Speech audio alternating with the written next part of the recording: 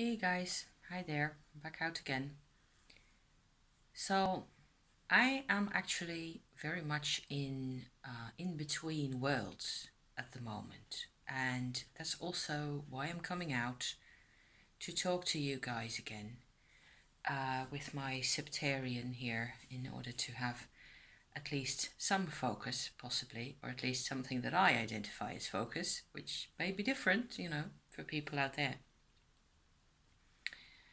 I have been I think things are changing for me, both outside and inside, quite a bit, and I'm finding it's very challenging because a lot of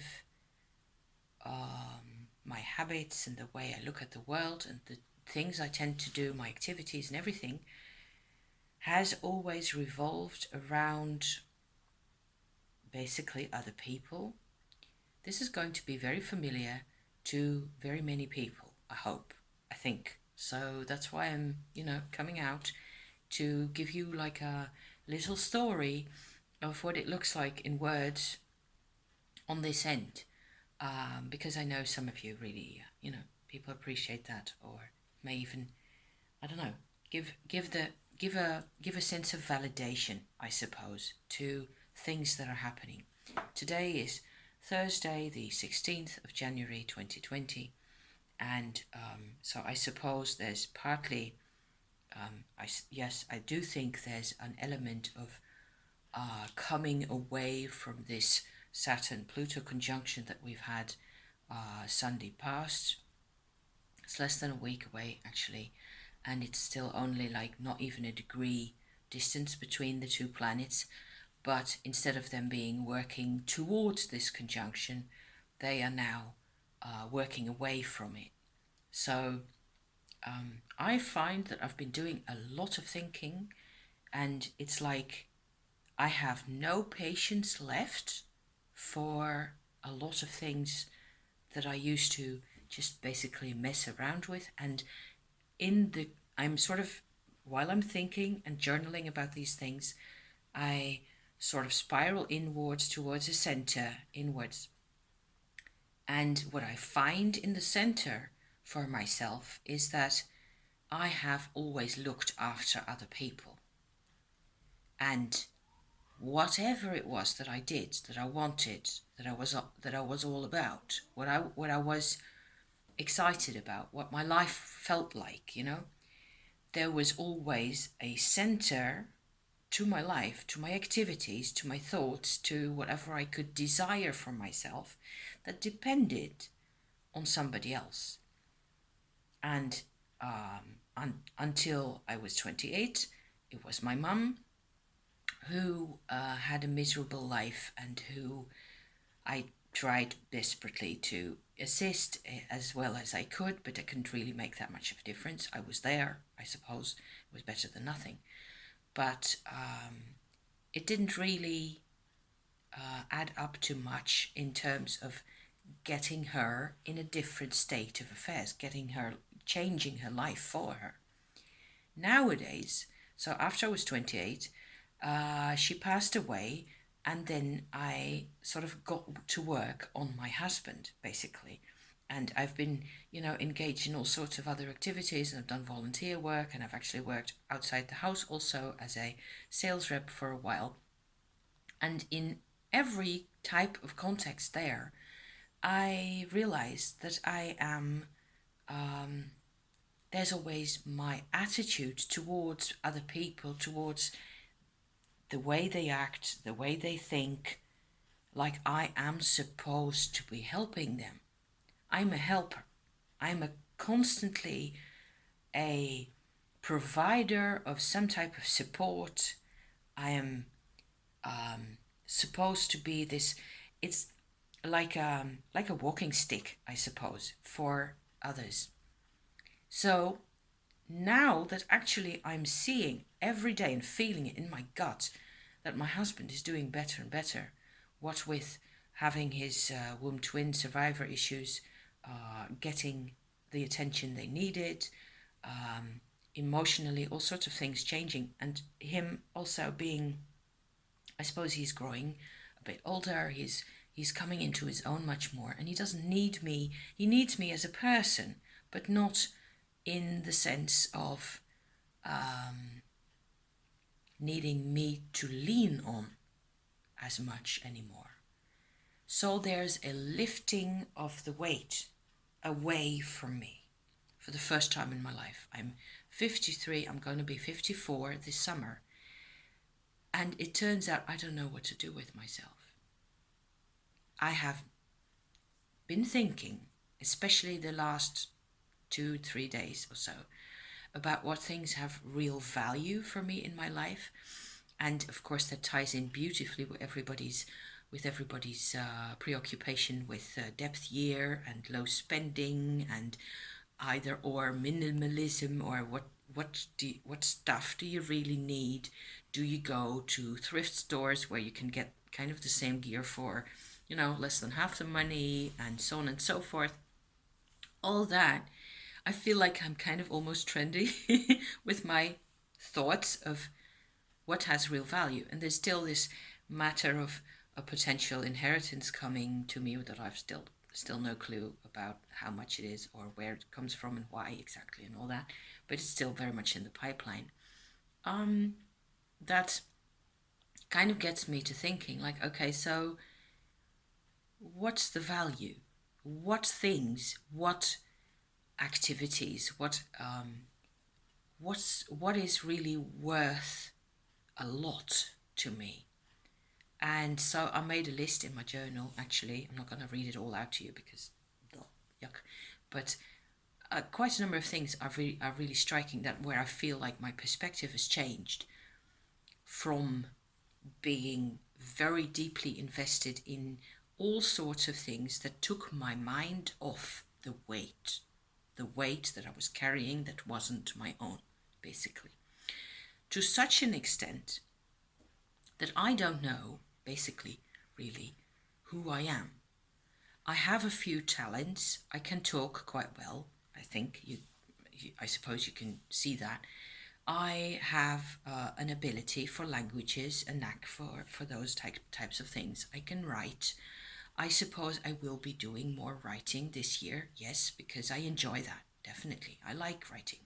So whether that's in English or in Dutch or both or whatever it is, it's that's something I can definitely do. And maybe I should look for an online type of a job where I can do that for, also to be engaged with other people, to provide some type of text service or whatever it is. I have no idea. But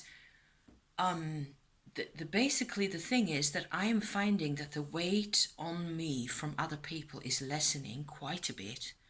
And I don't know who I am really without that weight, without other people's need for me to be there to provide this, that, and the other, the shopping and the cooking and the, listening ear and whatever potentially. I was never really very good, I think, at all this caretaking and caregiving business, because it's not really in my nature. I don't know what is in my nature, really. So, as to things that have value for me, a lot of the things that I used to value quite extensively and deeply were things around creative materials. So, pencils and inks and paints and things like that, which I still appreciate quite a lot.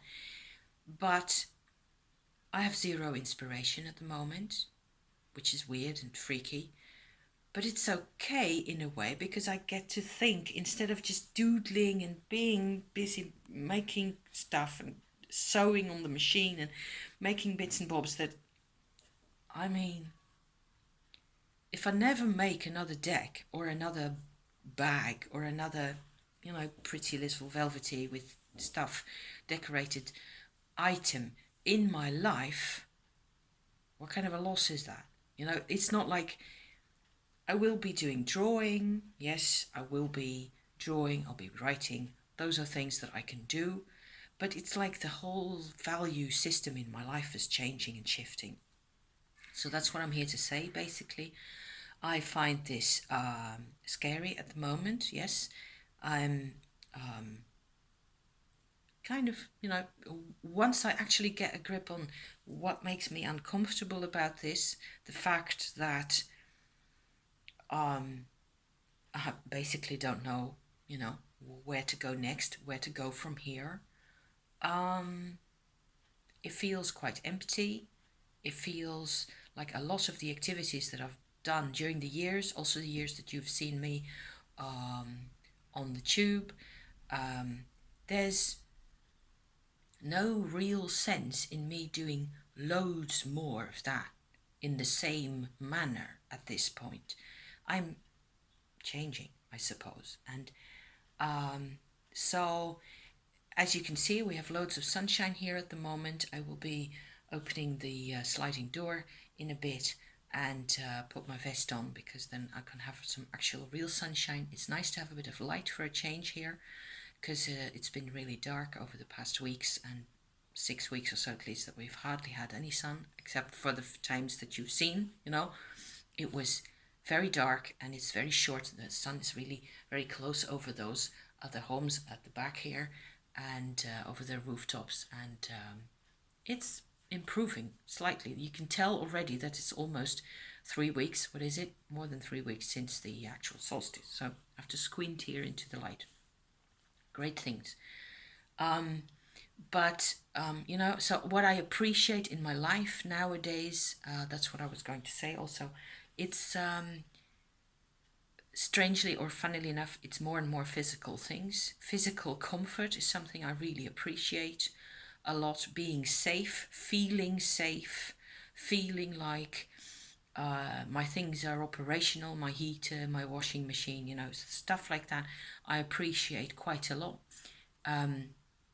Sleeping well, getting what you need food-wise and things like that, feeling like you're also not only from a perspective of what the body basically needs, but from a perspective of determining for yourself what your life is supposed to be like in that moment. So whether I'm going to have yogurt for lunch, or fry me an egg, or do something else altogether, or skip lunch, I don't know, those are things that I get to decide for myself. So freedom of choice is a big deal nowadays. And wherever I can see that, in my life nowadays, I suppose it makes me feel like that's priceless. Yes, that's important, and I can sort of bring that home to me by, having, the type of deodorant that I like, instead of just any odd, So there's lots of stuff that people throw at us, that doesn't really belong to us. And there's lots of, I suppose one thing that happened that sort of got me into like a turmoil with this whole story also, is that I made this womb twin survivor video, actually rather specifically for a Facebook group, and then they didn't really want it. So I unsubscribed from all that. I'm kind of done with all that. And I got thinking about not trying to be negative about the group or the people or any of it, because I have no time for that anymore. But I did notice that when people, there's like this intense need for people to be accepted by others, always. However, the more your life has been very different from what the norm is in your place or your country or your family even,